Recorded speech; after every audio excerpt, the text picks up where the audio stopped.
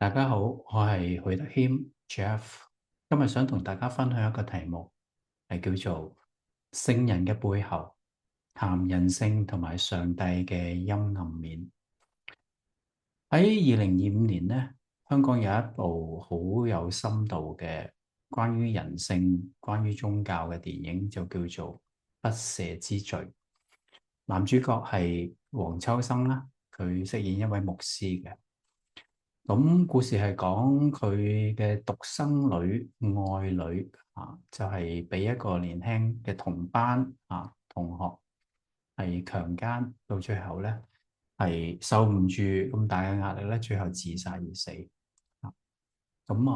好傷心啦呢個爸爸。後來呢個嘅後生仔出咗獄之後咧，居然陰差陽錯就去咗呢個牧師嘅教會嗰度，仲信咗耶穌好想悔改，成為一個基督徒。咁呢位嘅牧師咧就好努力咁樣抑制住自己啦，亦都要去活出聖經裏邊一啲嘅教訓誡命點樣去愛人如己點樣饒恕敵人等等呢一切嘅嘢。咁佢亦都好嚴格咁要求呢個後生仔咧做各種嘅修行啦、讀經祈禱去證明佢真係真心嘅悔改啦。咁喺故事發展到最後最後嗰一幕啦接近最後一幕咧，就有一個好震撼嘅場面，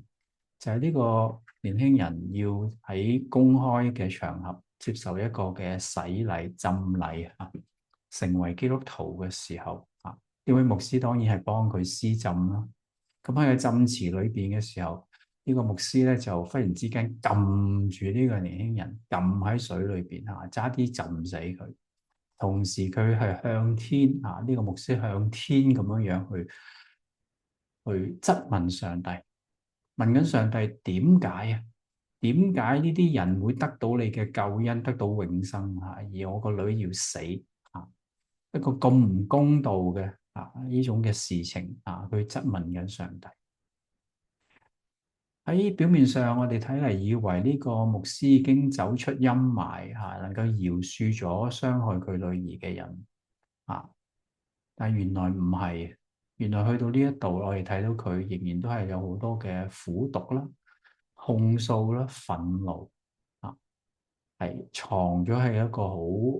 慈愛好包容嘅外表嘅下面。我哋話牧師或者神職人員喺大眾社會嘅人士眼中睇嚟係道德高尚甚至帶有神聖光環嘅人。咁我哋冇諗過佢哋呢啲好似聖人咁嘅人嘅背後有不可告人嘅陰暗面。黃秋生飾演嘅呢位牧師冇辦法接納自己內心有呢啲嘅陰暗面充滿咗憤怒、苦毒對上帝嘅控訴。佢好努力去包裝住自己去實踐上帝嘅誡命，以致壓抑咗自己嘅人性去活出呢一種所謂完美嘅慈愛嘅外表。喺呢度，我想帶出有關於榮格心理學嘅一啲嘅觀點。卡翁咧就曾經指出咧，我哋人往往係冇辦法接受自己嘅陰暗面我哋裏邊嗰啲嘅邪情私欲等等我哋一啲唔係咁體面嘅東西更加令到好多基督徒反感同埋震驚嘅係，榮格甚至指出咧，上帝都有佢嘅陰暗面上帝並唔係只有光明嗰一面對好多基督徒嚟講，讀到呢一部分嘅榮格心理學咧，係可能係最難以接受。其實要解開呢個嘅謎團咧，可以咁樣去諗就係卡翁所講嘅並嗰個嘅上帝並唔係上帝嘅本質 Godhead 而係講緊人所經驗得到嘅心靈經驗裏面嘅上帝 psychic experience of God。而我哋嘅信仰生活咧，總係逃避唔到有美善啦亦都有邪惡嘅一面。信仰嘅生活就係有呢啲，有美好，有邪惡。你唔能夠話呢啲邪惡嘅嘢同上帝冇關嘅。啊，聖經講，上帝創造天地，啊，詩歌都有講話，這是天父世界。啊，你唔能夠去話呢個世界嘅罪惡同上帝冇關係。正如一個嘅父親嘅兒子，佢犯咗法，呢個父親可以完全撇脫咁樣話呢係仔嘅事，同我冇關。所以好多時我哋講緊上帝嘅陰暗面咧嘅時候，對卡通嚟講，其實同時都係講緊人自己嘅陰暗面。特別當基督徒唔能夠面對自己嘅陰暗面嘅時候，我哋都冇辦法面對上帝嘅陰暗面。基督徒或者我哋一般嘅人都唔能夠好坦然嘅去承認自己裏邊嘅有憎恨有情慾有貪念有種種嘅衝動，更何況要去承認接納上帝都有佢陰暗嘅一面。我發覺喺呢個嘅時代咧，如果一個基督徒或者神職人員，佢越能夠去承認自己有人性嘅軟弱，去學習去同呢啲嘅人性嘅軟弱相處，sit with 佢喺個過程裏邊繼續努力嘅提升佢自己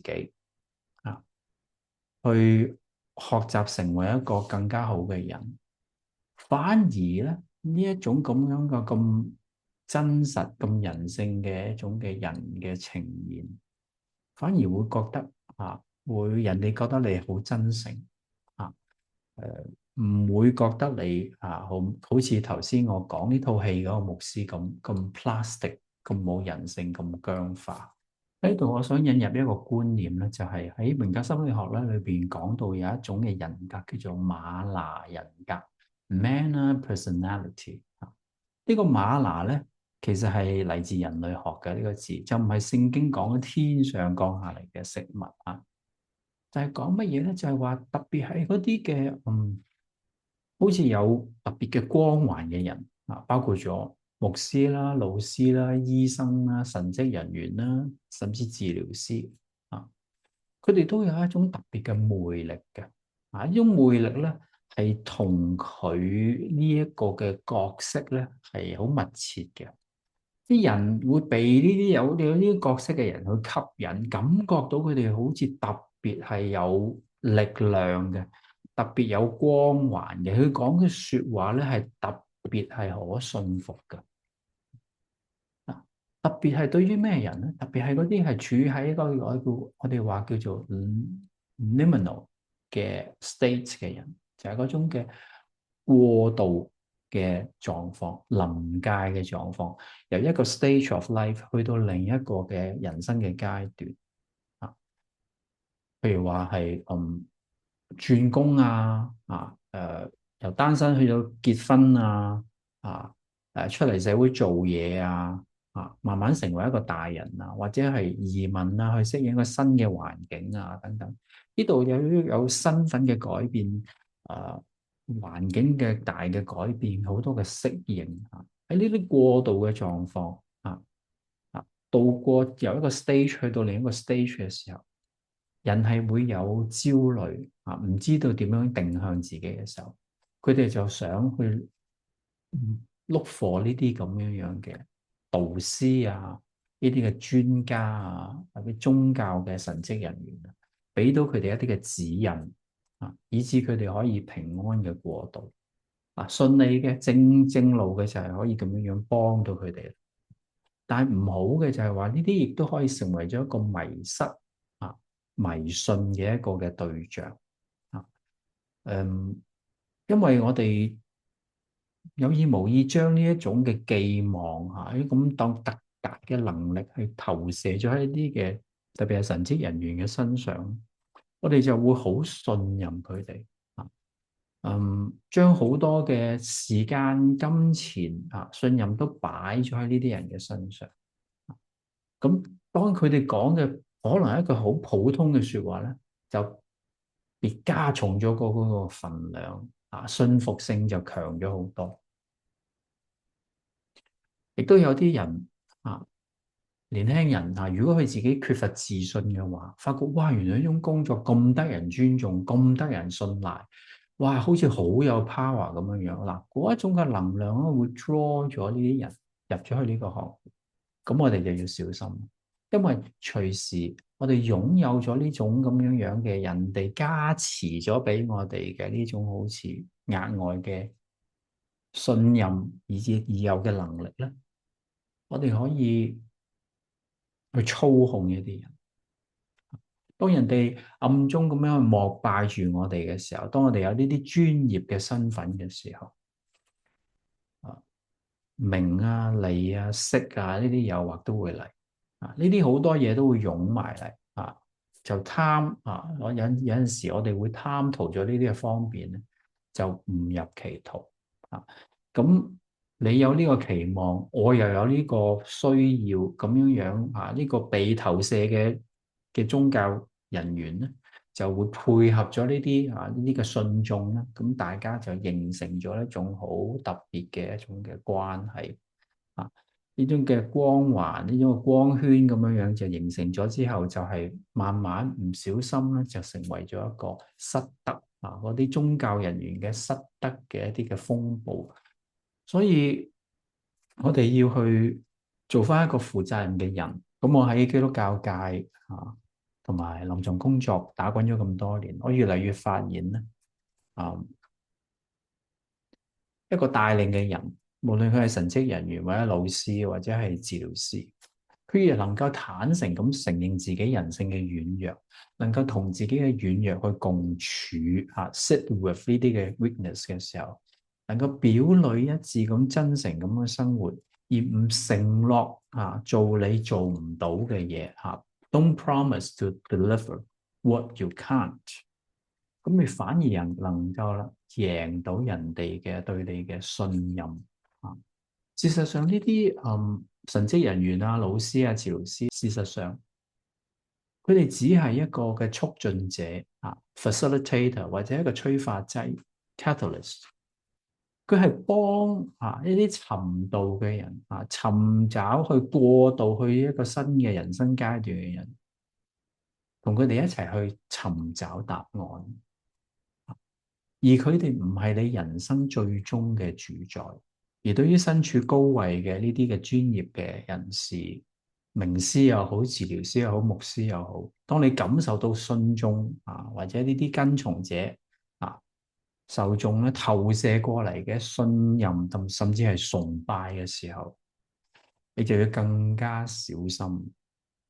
對方嘅眼光發光嘅時候隨時係你被墮陷嘅時候。作為跟從者、信眾或者係學生或者係被服侍嘅人，被呢啲嘅神職人員、治療師所服侍嘅一啲 client，我哋要學習慢慢去收翻我哋嘅投射 ，reclaim the power。我哋太多嘅期望、希望、力量、金錢、時間投射咗喺呢啲人嘅身上，以為佢哋可以最終得到一個完美嘅結果帶到俾我哋。但係我哋最後去到有一日，我哋要成熟到一個地步，係明白到人生嘅選擇權係喺我哋嘅手上。我哋要為自己嘅生命去負責任。